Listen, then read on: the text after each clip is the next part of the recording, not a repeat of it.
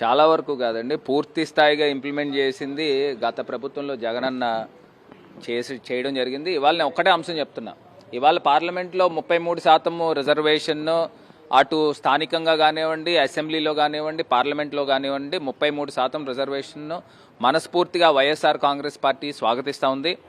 గత ప్రభుత్వంలో జగనన్న 50% రిజర్వేషన్ కిందన కల్పించడం జరిగింది. మీరు చూస్తే కొన్ని వేల మంది మహిళలకి, అక్క చెల్లెమ్మలకి, డైరెక్టర్స్ అయితే కానివ్వండి, చైర్మన్స్ అయితే కానివ్వండి, కార్పొరేషన్స్లో కానీ వివిధ టెంపుల్ బోర్డ్స్లో కూడా కల్పించడం జరిగింది. 33 లక్షల మంది మహిళలకి ఇళ్ల స్థలాలు ఇవ్వడమే కాకుండా ఇల్లులు కూడా కట్టించిన ఘనత జగనన్నదే. మీరు భారతదేశం మొత్తం చూసుకోండి, అన్ని రాష్ట్రాల్లో కూడా చూసుకోండి, ఆంధ్రప్రదేశ్లో జరిగినంత అభివృద్ధి, మహిళా అభ్యున్నతకి కృషి చేసిన వ్యక్తి జగనన్న. మరి 33 లక్షలంటే సామాన్యం కాదు. ఇది కాకుండా మహిళా సాధికారత గురించి సుమారుగా 18,750 రూపాయలు 50 లక్షల పైచిలకు మహిళలకి వైఎస్ఆర్ చేయూత కిందన 4 సంవత్సరాలు అందించడం జరిగింది.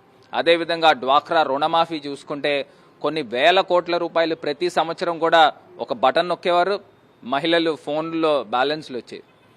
అంతేకాకుండా తమ పిల్లల్ని పనులకు పంపించకండి, బడులకు పంపించండి అని చెప్పి అమ్మఒడి కిందన ఒక అద్భుతమైన పథకాన్ని రూపకల్పన చేయడం కూడా జరిగింది. ఇప్పుడు వచ్చిన ప్రభుత్వం కూడా ఇదే అమ్మఒడిని ఫాలో అవుతూ ఉన్నారు. అంటే జగన్మోహన్ రెడ్డి గారు ఒక ట్రెండ్ సెట్టర్ కిందన